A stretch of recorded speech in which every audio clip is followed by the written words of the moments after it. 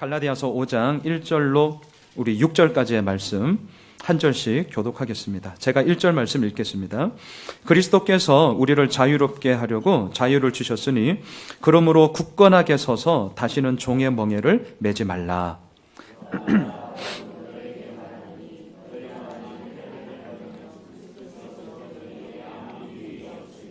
내가 할례를 받는 각 사람에게 다시 증언하노니 그는 율법 전체를 행할 의무를 가진 자라.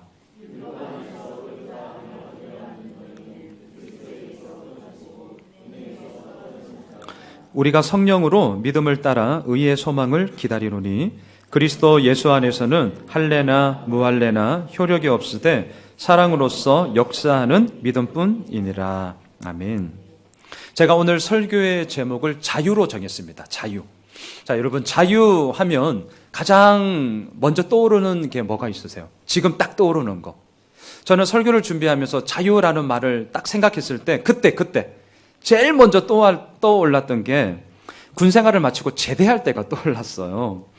26개월을 제가 군생활을 했는데 부대 울타리 안에서 지내죠. 휴가, 외출 등 이렇게 공적인 허락이 아닌 이상은 이제 내 마음대로 하겠다. 너무 답답해서 벗어나고 싶다. 이거 다 탈령이지 않습니까? 이제 탈령하면 인생이 완전히 꼬이게 되는 거죠. 그래서 다들 이제 제대할 날만을 이제 손꼽아 기다리는 그런 것. 이게 생각이 나더라고요. 어느 목사님이 자신의 군 생활을 이렇게 얘기를 하면서 지금도 이렇게 너무 재밌게 들었던 말이 하나 있었어요. 본인이 이제 자대를 배치받고 야간에 이제 경계 근무를 서지 않습니까? 이제 선임병, 후임병이 이렇게 짝꿍이 되어서 경계 근무를 서는데 그때 선임병이 이제 이 목사님이 이제 후임병이니까 바짝 이제 군기를 딱 잡혀가지고 이렇게 근무를 서고 있는데 묻더래요. 얘기하더래요. 야, 눈을 감아봐. 선임병이 얘기하니까 이제 눈을 감았죠. 자, 눈을 감으니까 뭐가 보여요? 뭐가 보이냐? 보이긴 뭘 보여요? 그냥 깜깜하죠. 아무것도 안 보이죠. 그랬더니 아무것도 안 보입니다. 이렇게 군기를 딱 잡고 얘기를 했더니 선임병이 씩 웃으면서 야, 그게 너의 군생활이야? 이렇게 얘기하더래요. 여러분, 이 땅을 살아가는 우리 모두에게 정말 앞이 깜깜해가지고 아무것도 안 보일 때가 있죠. 이거야, 저거야 라고 확신 있게 얘기할 수 있다는 것이 참 어려울 때가 있습니다. 그러하기에 모든 사람들에게는 깜깜함이 아니라 밝음으로 또 그 밝음 가운데서 진짜 자유함으로 내가 모든 것을 누리고 싶다라는 간절함이 있잖아요. 자유에 대한 그 소위 목마름. 정치적으로 탄압을 받는 상황에서는 탄압이 종식되고 진짜 누구든지 서로의 의견을 나누고 서로 담론을 형성하여서 그것을 가지고 사회가 추구하고자 하는 그 자유로운 사회. 종교적으로 탄압을 받는 곳은 어떨까요? 북녘 땅도 마찬가지고 이슬람은 말할 것도 없고요. 지하교회 성도들이 눈물 뿌리면서 기도하고 있지 않습니까? 뭐예요? 하나님 정말 그냥 자유롭게 어디서든지 누구든지 그냥 함께 할렐루야를 외치면서 정말 하나님을 그냥 마음껏 예배하고 싶습니다. 라는 그 자유. 그 자유함을 갈구하는 것 아니겠습니까? 95년도에 그 멜 깁슨이 주연한 브레이브 하트라는 영화, 아마 이 자리에 보신 분들도 계실 겁니다. 13세기 말 스코틀랜드를 배경으로 하고 있죠. 잉글랜드의 절대 군주였던 롱쉔크라는 사람이 얼마나 이 스코틀랜드를 진짜 혹독하게 핍박하고 박해를 하는지 사람들이 그냥 죽어나가는 거예요. 마치 일제치하 때 우리가 일본의 그러한 압력으로 인하여서 얼마나 어려웠습니까? 그래서 독립군들이 이제 투쟁을 한 거죠. 스코틀랜드도 마찬가지였거든요. 이 잉글랜드의 이러한 핍박과 박해 아래 독립군이 형성되었고 그 독립군 대장이 윌리엄 월리스라는 사람이 이 사람이 이제 멜 깁슨이거든요. 여기에 맞서서 싸우는데 이 독립군의 저항이 만만치 않은 거예요. 그래서 휴전을 제안합니다. 이제 롱쉔크의 이제 하나의 계략이었죠. 휴전을 제안해요. 여러분, 전쟁이라는 한 주제가 딱 모아져 있을 때 사람들은 생과 사의 유무가 달려있기 때문에 그동안은 생각이 다르다 할지라도 정말 전쟁이 딱 일어나면 어떻게 해요? 살아야죠. 우리나라가 이겨야 되는 거죠. 지면 죽으니까. 그러니까 의견 이런 게 아니라 하나로 딱 모아지는 것 아니겠습니까? 근데 문제는 뭐예요? 전쟁이 있을 때는 그 모든 의견들이 하나로 모아져서 오직 승리를 위해서 나가는데 휴전이 딱 되니까 사람들이 이제 긴장이 풀려지기 시작하죠. 그리고 긴장이 풀려지면서 그동안 없었던 게 아니라 잠재되어져 있었던 자신들의 생각, 의견 이런 것들이 스물스물 올라오기 시작하더라는 거예요. 그리고 그 공동체, 그 독립군 안에서 결국은 배신자가 나오더라는 거죠. 그리고 그 배신자로 말미암아 이 대장이 잡히게 되어지고 마지막 이제 죽게 되거든요. 영화의 마지막 장면. 여러분 기억하십니까? 딱 한마디 외치면서 영화가 끝나죠. 프리덤 이렇게 외치죠. 자유를 외치면서 영화가 끝나죠. 자유를 위협하는 권력과 타협했다면 이 사람은 죽지는 않았을 것입니다. 하지만 그렇게 살았다 하더라도요, 결국은 사실 죽죠. 히브리서 9장 27절 말씀처럼 한 번 죽는 것은 사람에게 정해진 것이요, 그 후에는 심판이 있지 않겠습니까? 이 땅에서 우리는 언젠가는 죽습니다. 하지만 우리가 누리고 또한 누려야 할 다시 오실 주님이 오시는 그날까지, 그리고 또 영원한 그 자유라는 가치, 사랑이라는 가치, 평화라는 가치, 더 나아가서 예수 그리스도의 그 구원의 가치는 영원하기 때문에 우리가 포기할 수 없는 것 아니겠습니까? 그래서 그 믿음의 가치, 그 자유의 가치, 그 사랑의 가치를 위해서 때로는 자기 목숨을 내걸잖아요. 순교하지 않습니까? 때로는 나라의 한 해방을 위해서라도 독립군으로서 자신의 온 생애를 바친 그런 독립 열사들이 이 나라를 지킨 것 아니겠습니까?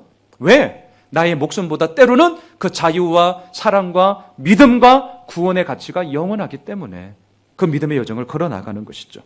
자, 오늘 사도 바울도 예수 그리스도로 말미암아 이루어지는 그 자유를 노래하고 있습니다. 두 가지를 얘기하더라고요. 첫 번째, 예수 그리스도의 복음으로 말미암아 이루어진 이 자유를 잃어버리지 말라. 이게 1절로 12절까지의 내용이에요. 두 번째, 반대로 그 예수 그리스도로 말미암아 이루어진 자유를 남용하지도 말아라. 그게 13절로 15절입니다. 차례대로 살펴보겠습니다. 첫 번째, 복음의 자유를 잃어버리지 말아라라고 얘기하고 있는데요.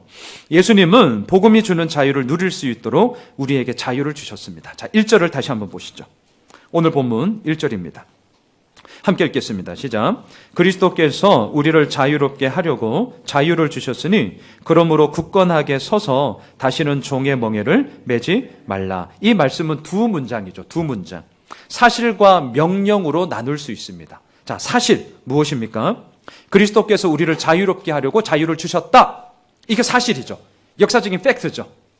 반면에 명령은 무엇입니까? 뒤에 나오는 문장. 그러므로 굳건하게 서서 다시는 종의 멍에를 매지 말아라. 이렇게 명령하고 있습니다. 사실과 명령으로 구성되어져 있습니다. 여러분, 우리가 오늘로 갈라디아서를 12번째 보고 있습니다. 지금까지 살펴본 것이 무슨 내용입니까? 라고 물으신다면, 오늘 본문을 인용한다면 이 5장 1절의 말씀이에요. 그리스도께서 우리를 자유롭게 하려고 자유를 주셨다. 그러므로 종의 멍에를 매지 말라. 이 얘기가 갈라디아서의 핵심이죠. 자, 어떻게 예수님께서 우리들에게 자유를 주셨습니까? 자, 앞에 스크린을 한번 보실까요? 갈라디아서 3장 13절의 말씀 우리 함께 읽도록 하겠습니다. 시작. 그리스도께서 우리를 위하여 저주를 받은 바 되사 율법의 저주에서 우리를 속량하셨으니 기록된 바 나무에 달린 자마다 저주 아래에 있는 자라 하였습니다. 자신의 생명을 내어줌으로 말미암아 우리에게 자유를 주셨습니다. 그러므로 이러한 자유를 받은 우리는 어떻게 해야 합니까? 그러므로 굳건하게 서서 다시는 종의 멍에를 매지 말아라 라는 이 명령에 우리는 순종하며 나아가야 하겠죠. 여기서 말하는 종의 멍에는 율법을 의미합니다. 왜냐하면 당시 유대인들은요, 모세의 율법을 연구하고 또 그 연구한 것을 적용하는 이 모든 과정을 일컬어서 멍에를 맨다라고 표현을 했대요. 멍에를 맨다. 그래서 그 인용구를 그대로 지금 사도 바울이 동일하게 쓰고 있는 것입니다. 저는 말씀을 묵상하면서 이 1절에서 좀 한 가지 제 마음에 좀 계속 들어오는 한 단어가 있었습니다. 그 단어가 뭐냐면 다시는 이라는 단어예요. 다시는. 여러분 1절을 한번 보시죠. 그 명령 뒷부분에 보시면 그러므로 굳건하게 서서 다시는 종의 멍에를 매지 말아라. 자, 다시는. 이게 무슨 말이죠? 해서는 안 될 일을 이 사람이 지금 했다는 거죠. 해서는 안 될 일을. 우리가 아이들한테 종종 말하잖아요. 너 다시는 거짓말하면 안 된다. 이렇게 얼음장 놓을 때가 있죠. 아니면 금연을 굳게 다짐한 남편이 담배를 피고 이제 돌아왔을 때 그 굳은 다짐을 굳게 철석까지 믿었던 아내의 그 시큰둥한 반응. 그때 이제 남편이 미안해서 뭐라 그래요? 여보, 내가 다시는 담배 피지 않을게. 저희 막내 세찬이가 원하는 장난감을 사고 싶을 때 언제나 저에게 하는 말이 있습니다. 뭘까요? 아빠, 이거 사주면 다시는 다른 거 사달라고 얘기 안 할게. 이 말이 얼마나 헛된 다짐인가를 저는 알고 있습니다.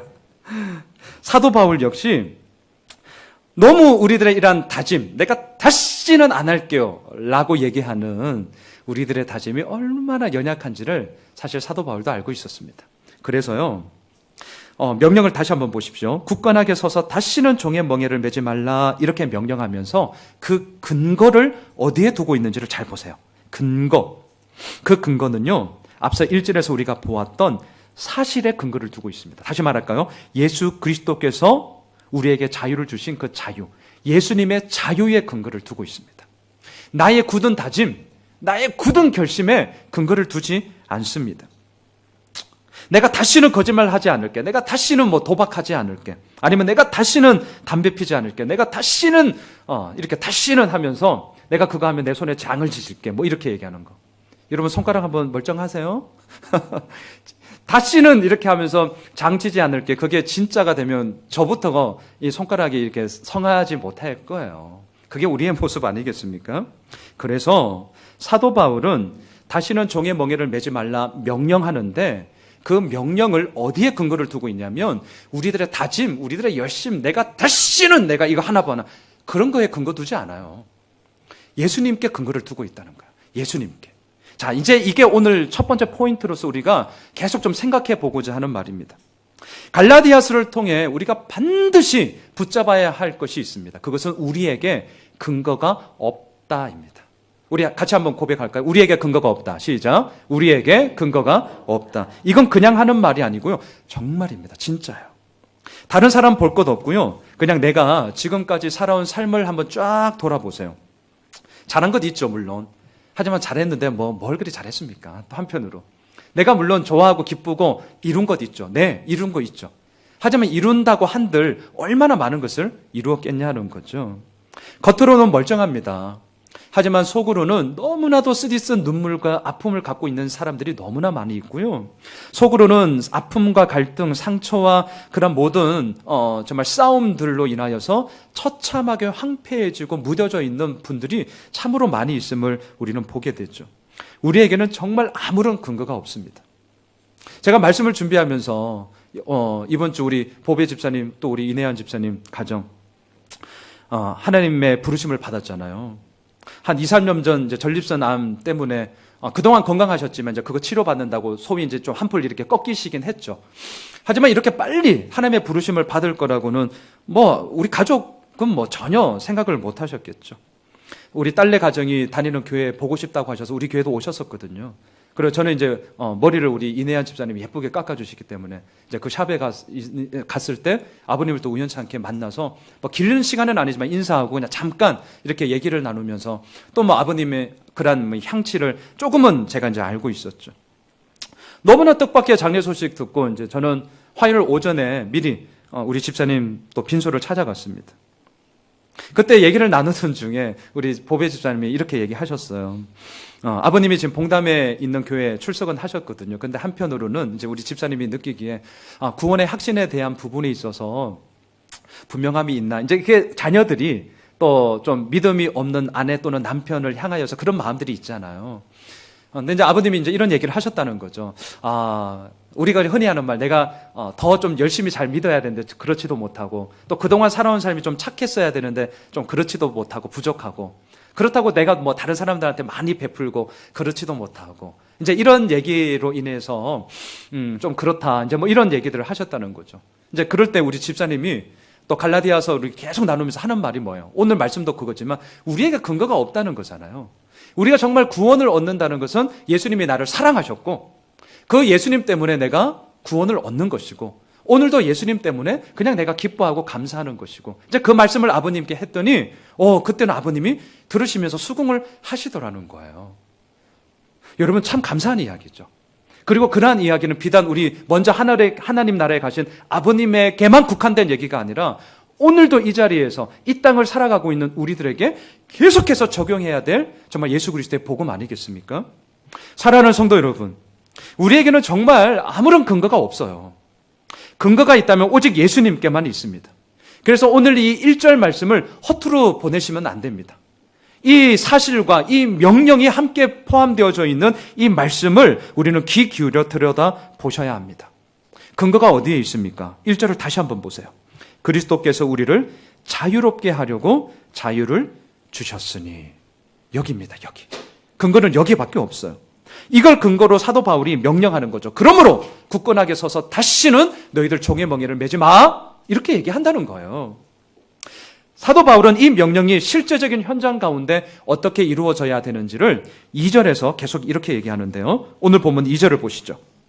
함께 읽겠습니다. 시작. 보라, 나 바울은 너희에게 말하노니 너희가 만일 할례를 받으면 그리스도께서 너희에게 아무 유익이 없으리라. 자, 보라, 나 바울은 자신의 이름을 내걸고 있습니다. 여러분 한번 생각해 보십시오. 아무에게나 어떤 사건, 어떤 현장, 어떤 일에나 내 이름을 내건다는 것은 무슨 의미입니까?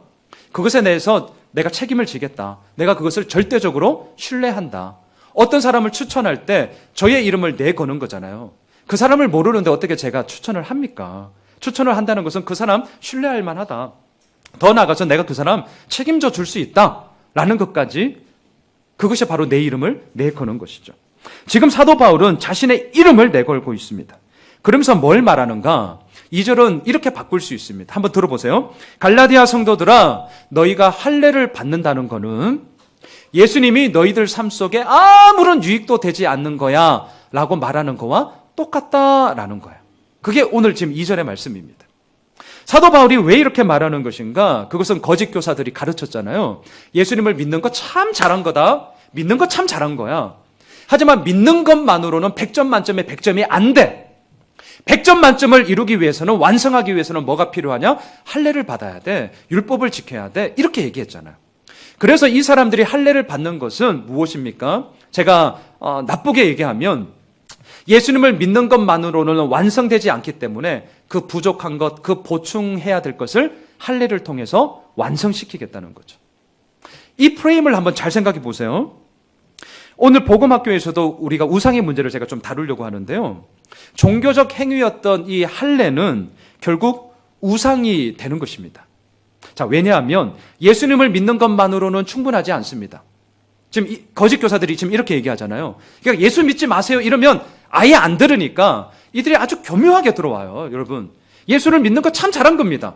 하지만 그걸로는 부족해요. 할례를 받으셔야 됩니다. 자, 이렇게 계속 이제 가면 사람들에게 뭐만 남는 줄 아세요? 역사가 우리들에게 뭘 얘기하는 줄 아세요?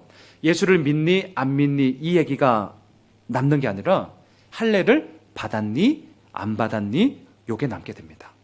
더 나아가 볼까요? 내 믿음이 어떠한 상황이든지 간에 상관없이 내가 할례를 받았다. 그러면 사람의 마음에 뭐가 딱 들어오냐면, 봤지? 나 할례 받은 사람이다. 이게 뭐예요? 마치 천국 가는 티켓을 내가 이미 확보한 것이냐. 믿음의 유무 상관이 없어. 내가 할례를 받았다. 요걸로 모든 것을 퉁치려고 하는 사람의 아주 교묘함이 그것 가운데 남아 있기 때문입니다.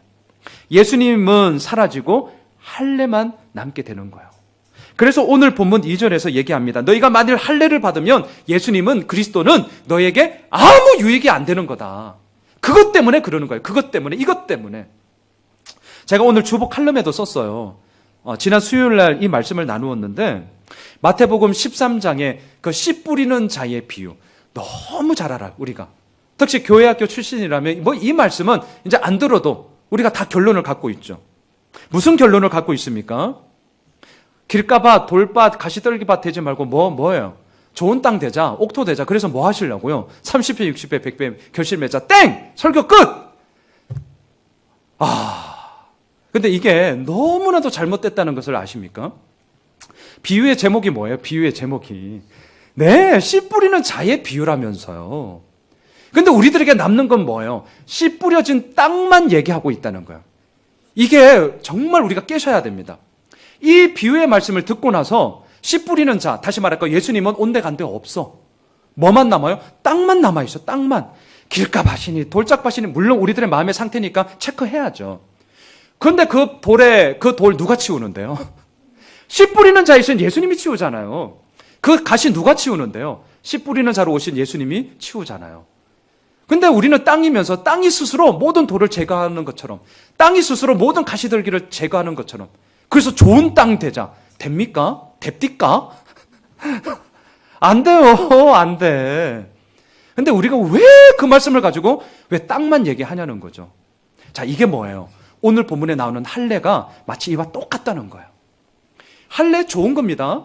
우리들의 땅, 우리들의 마음 상태 체크하는 거 좋은 겁니다. 나쁜 거 아닙니다. 근데 그것만 계속 얘기를 하면 결국 예수님은 온데간데 없이 사라져요. 예수님의 복음은 사라져요. 씨 뿌리는 자이신 예수 그리스도는 사라져요. 그리고 결국 남는 건 뭐냐? 할례 받았니? 안 받았니? 너 땅 좋은 땅이니? 길가 밭이니? 가시딸기 밭이니? 요것만 얘기하고 자빠지고 있다는 거죠. 그래서 사도 바울은 분명하게 얘기합니다. 너희들 할례 받으면 그리스도와 아무 유익이 없는 거다. 분명하게 얘기를 하는 것입니다. 우리에게 근거는 없습니다. 정말 우리에게는 근거 없습니다. 근거는 오직 예수 그리스도께만 있는 것이죠. 그래서 사도 바울은 4절을 보세요. 4절에서 다시 한번 근거는 우리에게 없다! 이걸 이렇게 외치고 있어요. 오늘 보면 4절 같이 읽겠습니다. 시작. 율법 안에서 의롭다 함을 얻으려 하는 너희는 그리스도에게서 끊어지고 은혜에서 떨어진 자로다. 지금 그 얘기인 거죠. 행위로 살면 은혜에 붙어 있을 수 없습니다. 내가 무엇인가를 해보려고 아둥바둥 행위를 붙잡고 나아간다면 결론이 뭐예요? 그리스도에서 끊어진 것이고 하나님의 은혜를 노래는 하지만 노래 가사일 뿐이지 결국 우리들의 삶은 하나님의 은혜에서 떨어져 버리는 아주 폐기되는 삶이 될 뿐이라는 것입니다. 여러분 저를 한번 봐주시죠. 지금 갈라디아 성도들에게 이 편지를 쓰는 이유는 딱 하나예요.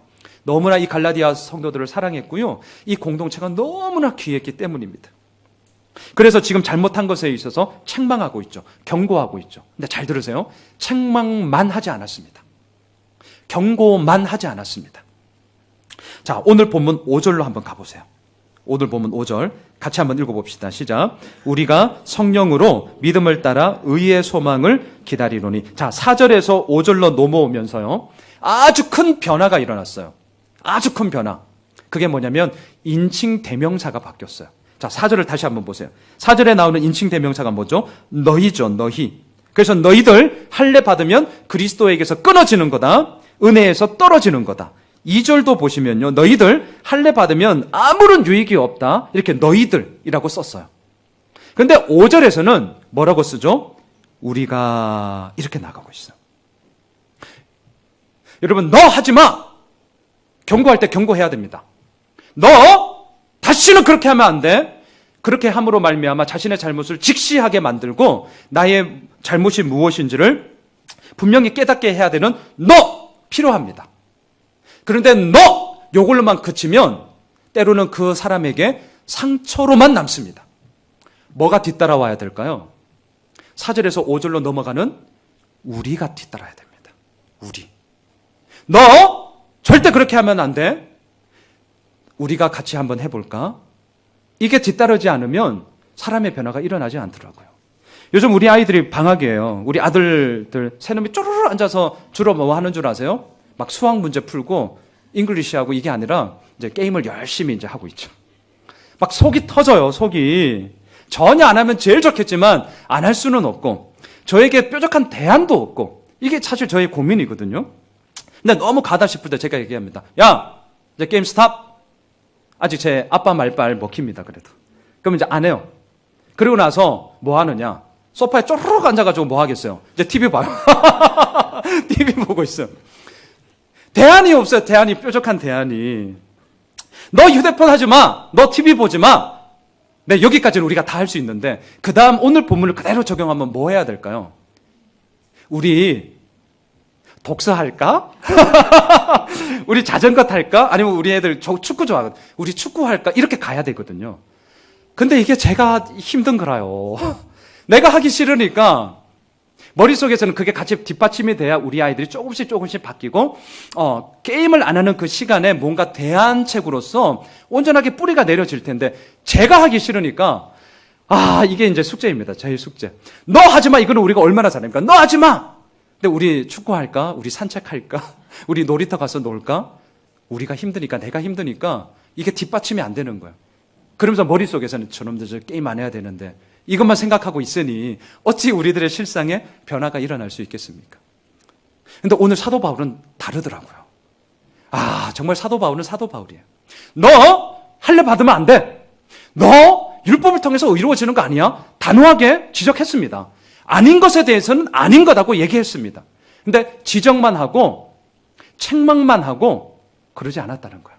그와 함께 자 이제 우리 의의 소망을 함께 기다릴까? 여기서 말하는 의는 갈라디아에서 나오는 의는 예수 그리스도를 의미합니다. 우리 함께 그 믿음의 여정을 걸어갈까? 여기에서 사람들의 변화가 나더라고요. 여러분 전쟁터에서 장군이 돌격 앞으로! 자기는 안 가. 자기는 안 가고 돌격 앞으로. 말빨이 안 먹히죠. 어떻게 해야 됩니까? 나를 따르라. 더 이상의 말이 필요 없죠. 그리고 가는 거예요.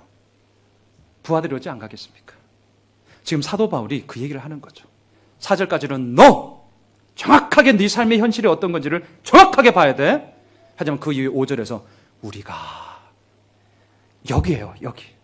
여기에서 하나님의 은혜가 진짜 우리들 삶 속에 공동체 가운데 또 우리들의 부부관계, 자녀관계, 모든 일의 관계 속에서 여기에서 티핑 포인트가 빡 터지는 거죠. 우리가. 지금 사도 바울은 소망이라는 단어를 쓰고 있습니다. 희망이라는 단어와는 다릅니다. 희망은 뭐죠? 연일 춥잖아요. 아, 날씨가 따뜻해지면 좋겠는데. 또, 이제 설 연휴인데, 이제 고향 찾아 이렇게 멀리 가시는 분들도 있고, 뭐 가까이 계시는 분들도 있고, 차 안 막히면 좋겠다. 이건 이제 우리 욕심이니까. 차 좀 덜 막혔으면 좋겠다. 요런 바람들. 또 이제 3월달 새학기 시작되잖아요. 이제 우리 아이들도 이번 주 목요일날 우리 둘째는 대안학교를 다니다가 이제 동네 학교, 공립학교 가니까 얘가 실력이 공부를 잘하는지 못하는지 테스트 받았어요. 국수사가. 우리 애가, 둘째가 얼마나 쫄았는지 목요일날 시험이 하여튼 뭐 그냥 보고 왔대요. 3학년으로 유급되면 안 되는데, 이런. 지금 4학년 올라가거든요. 또 내일, 우리 큰애도 이제 중학교 이제 재배정 받아요. 내일, 오전 10시. 좀 가까운 데 받을 수 있도록 기도 부탁드립니다. 멀리 엉뚱한테 멀어지면, 제가 힘들어져가지고. 하여튼 그래요. 자, 우리가 자녀들 3월달 새학기 시작하는데 뭐 기도합니까? 뭐? 주님, 좋은 선생님, 좋은 친구들 만나게 해주세요. 네, 그러죠. 근데 아울러서 같이 기도해야 돼요. 이렇게도 기도하셔야 돼요. 주님, 내 새끼가 선생님 보기에 좋은 학생 되게 해주세요. 다른 친구가 보기에 좋은 친구가 되게 해주세요. 이것도 같이 기도하셔야 돼요. 같이. 자, 여하튼 우리는 이런 바람을 갖고 있어요. 지금은 없으니까 앞으로 잘 됐으면 좋겠어 라는 바람. 이게 희망이죠. 이 희망은 바라는 거죠. 바라는 거. 근데 소망은 달라요. 성경에서 말하는 소망. 이거는 뭐냐면 이미 이루어졌다는 거예요. 그리고 이루어졌음에 대한 전적인 확신을 소망이라고 그럽니다. 그래서 희망은 바라는 것이지만 소망은 기다리는 거예요. 오늘 본문의 5절에서 사도 바울이 그러잖아요. 우리가 의의 소망을 기다리자. 소망은 기다리는 것이죠. 그리고 이 소망은 초조함이 아니라 그 기다림의 여정 속에 나의 사랑뿐만이 아니라 이것이 흘러 넘쳐 다른 이웃에 대한 믿음의 사랑의 역사로 이루어지더라고요. 그게 6절이에요. 오늘 보면 6절. 같이 한번 읽어볼까요? 함께 읽겠습니다. 시작. 그리스도 예수 안에서는 할례나 무할례나 효력이 없으되 사랑으로서 역사하는 믿음뿐이니라. 할례, 하나님을 믿지만 자신의 열심으로 모든 것을 이룰 수 있다는 자신의 근거한 이야기죠. 할례. 하나님에 대한 불신앙일 수도 있죠. 때로는 겉으로 보기에는 도덕적인 노력이고 도덕적인 성공, 이게 할례라고 할 수 있습니다. 반대로 무할례 무엇입니까? 하나님을 믿지 않는 불신앙이죠. 제멋대로 하는 방탕함이죠. 도덕적인 실패라고도 할 수 있겠죠. 사람들은 얘기합니다. 무할례보다는 할례가 훨씬 더 좋은 거야. 사람들은 그렇게 얘기합니다. 세상은 그렇게 얘기합니다. 하지만 예수 그리스도의 복음은 그렇게 얘기하지 않습니다. 예수님은 그렇게 얘기하지 않아요. 오늘 뭐라 그러죠? 할례나 무할례나 효력이 없다. 둘 다 꽝이야. 얘기합니다. 그럼 어디에 효력이 있습니까? 6절 시작을 잘 보세요. 6절 시작.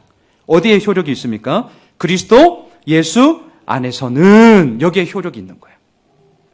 사랑하는 성도 여러분, 예수님을 믿음으로 우리에게는요, 확실한 소망이 주어졌습니다. 그리고 이 소망은 우리가 기다리는 거예요. 희망처럼 잘 됐으면 좋겠다. 그리고 막연하게 기다리는 것이 아니고요. 소망의 이 기다림으로 말미암아 내 안에 풍성한 사랑과 기쁨이 넘치고 내 안에 풍성한 기쁨과 사랑의 넘침은 더 나아가 우리 주변의 이웃을 향한 사랑과 기쁨으로 흘러가게 되더라는 것이죠. 여러분, 썩은 사과가 가만히 내버려 두면 그놈만 썩습니까? 아니요. 주변도 다 썩게 되는 것 아닙니까? 반대로 내 안에 풍성한 사랑이 내 안에만 멈추어집니까? 아니요. 가까이 있는 남편과 아내에게, 가까이 있는 자녀들에게, 더 나아가서 친지들에게, 공동체에게 그 사랑은 미소로, 말로, 우리의 손과 발로 흘러넘치게 되어 있거든요. 그래서 사람들이 얘기하잖아요. 야, 저 사람은 도대체 뭐 때문에 저래 싱글벙글이야? 자기들 보기엔 별 이유가 없어요. 근데 그런 분들이 계시잖아요. 그게 무엇입니까? 오늘 6절에서 말하는 거죠. 사랑으로서 역사하는 믿음이 그 안에서 흘러넘치게 되는 것 아닙니까? 그래서 저는 이런 적용을 한번 해보았습니다.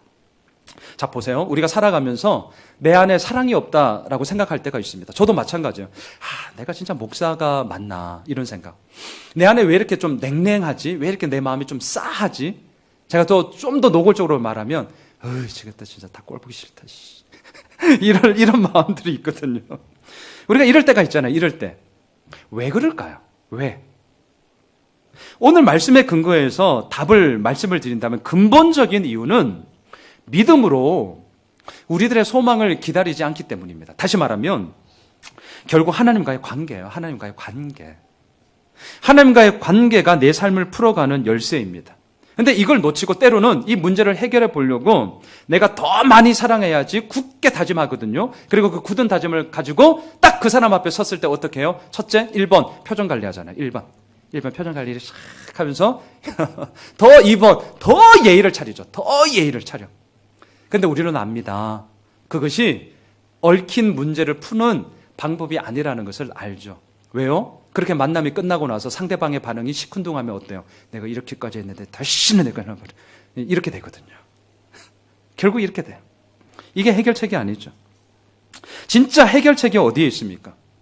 하나님과의 관계예요. 하나님과의 관계. 하나님과의 관계를 소홀히 하면서 다른 그 어떤 방법이나 소위 어떤 프로그램을 가져와도 제가 좀 무서운 얘기 할까요? 제가 단언하건대 하나님과의 관계를 벗어난 다른 어떤 툴에 대한 문제는 영적인 간음이에요. 제가 좀 되게 센 단어를 지금 썼습니다. 저의 의도예요. 하나님의 관계를 떠나서 다른 그 어떤 방법적인 툴들 엄청 많습니다. 프로그램 엄청 많습니다. 교회 성장의 방법 프로그램 엄청 많습니다. 그거 아닙니다. 예수 그리스도의 관계, 하나님과의 관계가 엉망인데 다른 그 무엇으로 된다? 말도 안 되는 거고요. 그게 영적인 간음이에요. 영적인 간음. 그럼 어떻게 해야 되죠? 하나밖에 없어요. 하나님께 엎드려야 돼요. 되게 쉽죠. 근데 이 쉬운 거를 우리는 못하고 있습니다. 기도하는 거예요. 하나님과의 나와의 관계 속에서 1대1로 이 문제를 해결해야 됩니다. 그리할 때 그 가정 속에 분투하고 치열하게 싸우는 그 가정 속에 알게 되는 게 있어요. 저를 보면 뭘 알게 되느냐? 서서히 결코 흔들리지 않는 예수님의 사랑과 용납, 결코 잃어버리지 않는 예수님의 인정과 지지, 그리고 언제든지 어디서든지 함께 하시는 예수님이 이런 분이구나 라는 것을 그때 깨달아지기 시작하더라고요. 그리고 그것이 있을 때 우리 가운데 소망이 딱 머물게 됩니다. 그리고 그 소망이 딱 머물게 되면 그때 그 내 마음의 냉랭함, 다 꼴보기 싫어, 이런 정말 그런 차가운 마음들이 조금씩 녹아지게 돼요. 그리고 그 마음이 녹아지면서 그 안에 어느샌가 쑥 들어오는 게 있는데 그게 뭔지 아세요? 저 같은 경우에는 오늘 말씀도 보니까 확신이에요. 확신. 그 냉랭함과 다 꼴보기 싫어, 저것들, 이런 것들이 서서히 사라지면서 내 마음에 딱 들어오는 게 있는데 확신이에요. 오늘 보면 10절을 보십시오. 오늘 보면 10절. 같이 한번 읽어볼까요? 시작. 나는 너희가 아무 다른 마음을 품지 아니할 줄을 주 안에서 확신하노라. 그러나 너희를 요동하게 하는 자는 누구든지 심판을 받으리라. 뭘 믿고 확신할 수 있습니까? 뭘 믿고 당신들 심판받을 거야? 뭘 믿고 이렇게 얘기할 수 있습니까? 사도 바울은 정말 대단한 사도여서 그렇습니까? 아니요. 핍박과 환난 가운데서도 자신의 사명을 다하고 있기 때문에 그렇습니까? 아니요. 잊지 마십시오. 근거는 우리에게 없다니까요. 사도 바울이 대단한 사도여서 이렇게 말하는 거 아닙니다. 근거는 우리에게 없어요. 뭐 때문에 사도 바울이 이렇게 확신을 가지고 말합니까? 10절에 얘기하잖아요. 주 안에서 확신하노라. 사도 바울의 근거, 성경이 말하는 근거는 언제든지 예수님이에요. 정말 우리 아이들이 우스갯소리로 문제 풀 때 모르면 3번 이렇게 찍듯이 믿음 가운데서, 제가 굳이 참 비유가 잘 안 맞긴 하지만 그래도 모르면 예수님이에요. 모르면. 자, 주 안에서 확신하노라. 주 안에서 무슨 말입니까? 주님이 주체라는 거죠. 주님이 주체. 비록 갈라디아 성도들이 지금은 다른 복음을 쫓아 따라가지만 예수님께서 다시금 그들을 예수 그리스도의 복음 앞으로 끌고 오실 거라는 거죠.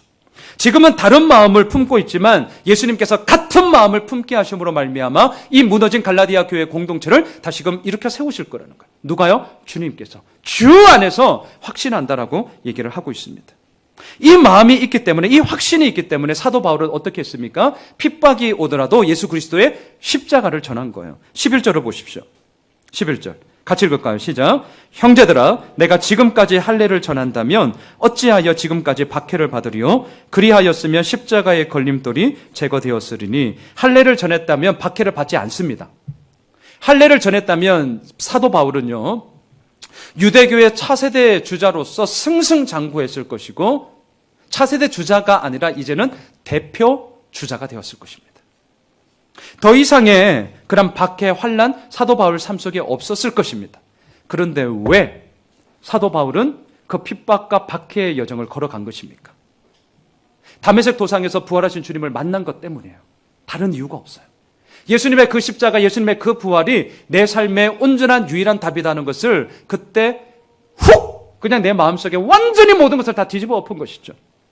그거 하나 붙잡고 자신의 생명을 내걸며 오늘 이렇게 갈라디아 성도들에게 얘기를 하는 것입니다. 반면에 오늘 11절 뒤에 보니까 십자가의 걸림돌이라고 얘기합니다. 십자가의 걸림돌.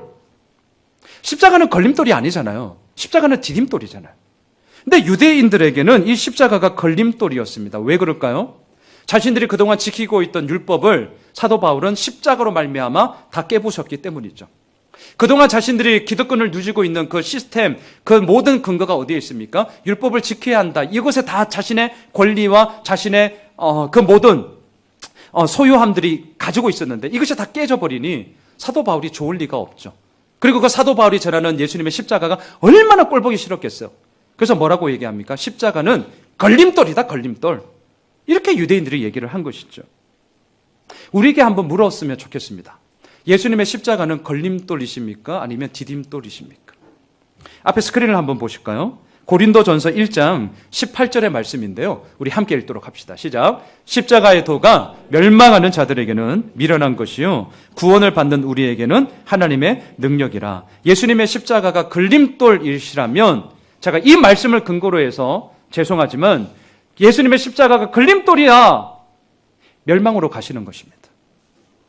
성경의 이야기입니다. 예수님의 십자가는 걸림돌이 아니라 디딤돌이죠.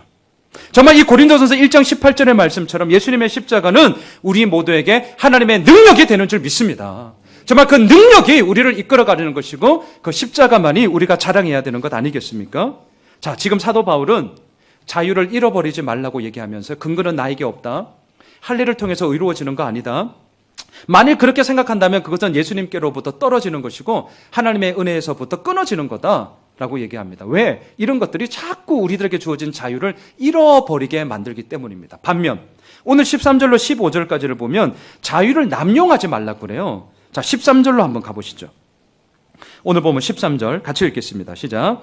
형제들아 너희가 자유를 위하여 부르심을 입었으나 그러나 그 자유로 육체의 기회를 삼지 말고 오직 사랑으로 서로 종로로 타라. 자유가 방종이 되면 가장 먼저 나타나는 현상이 뭔 줄 아세요? 육체의 방탕함이에요.